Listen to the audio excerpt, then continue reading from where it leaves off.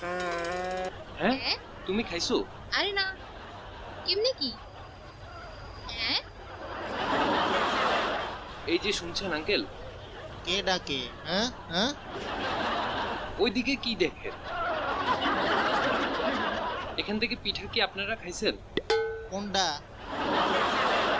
এই পিঠা আমি পছন্দ করি না।